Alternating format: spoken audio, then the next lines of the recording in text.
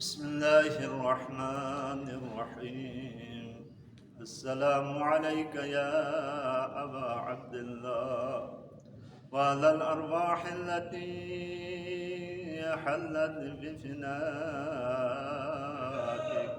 عليك مني سلام الله أبدا ما بقيت وبقي الليل والنهار، ولا جعله الله آخر العهد مني لزيارتكم. السلام على الحسين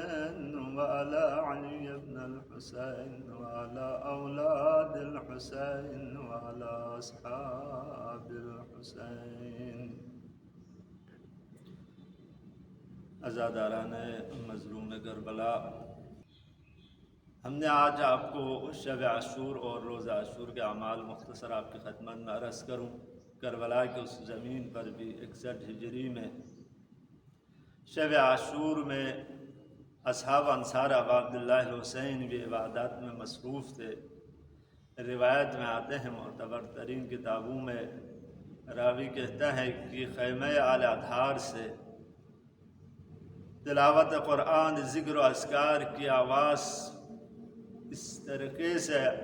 آ رہی تھی جس طرح زنبور، شہد کی مکھی جو اپنے چھتے میں جس طرح آواز نکالتی ہے، اس طریقے سے ذکر و اذکار میں مصروف تھے۔ تو کربلا دو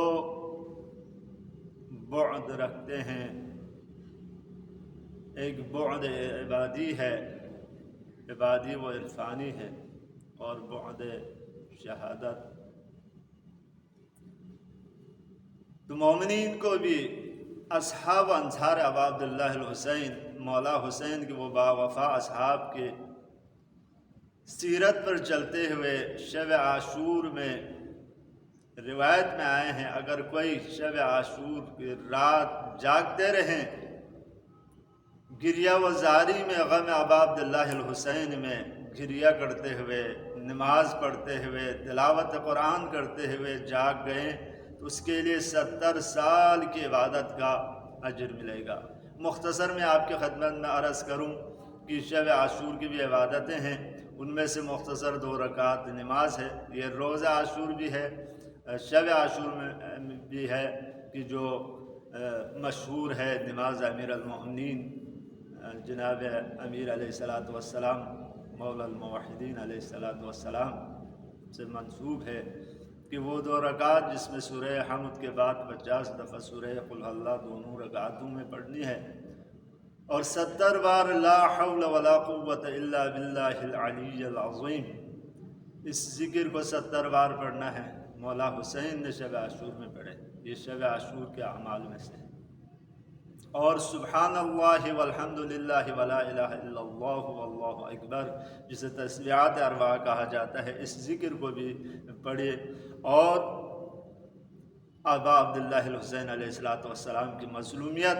اصحاب انصار کی مظلومیت کو یاد کرتے ہوئے گریہ کرے اور ان کے دشمنوں پر لعنت کرے، اور لعنت اس طریقے سے پڑھنا ہے، اللہم لعن قتلۃ الحسین و اصحابہ۔ اس لعن کو جتنا ہو سکے کم سے کم 100 دفعہ ایک تسبیح آپ پڑھ لیں۔ اس کے بعد زیارت وارثہ ہے شب عاشور میں، اور روز عاشور میں آپ صبح عاشور کے بعد طلوع آفتاب 10 محرم الحرام کا طلوع ہونے کے بعد زیارت عاشورہ پڑھیے۔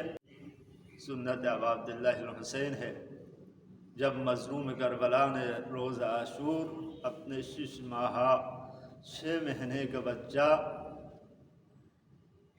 جناب شہزادہ علی اصغر علیہ السلام کو جب خیمگاہ لے گئے تو 7 دفعہ آگے چلے قدم، 7 دفعہ پیچھے آ گئے۔ تو آج قیامت تک مولا حسین کی سنت پر عمل کرنا روزہ عاشور باعث ثواب ہے، اور غم و آندو سینہ کوبی اور اس طریقے سے ماتم داری میں مصروف رہیے، اور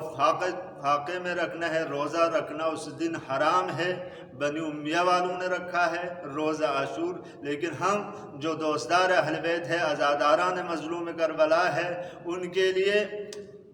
یہ حکم ہے کہ فاقہ رہیں، کیونکہ کربلا والے پیاسے ہیں، کربلا والے بھوکے ہیں، تو آج ہم بھی انہی کے غم میں ہم بھوکے رہیں گے، پیاسے رہیں گے، لیکن عصر کے بعد جو ہے فاقہ شکنی کرنا چاہیے۔ اور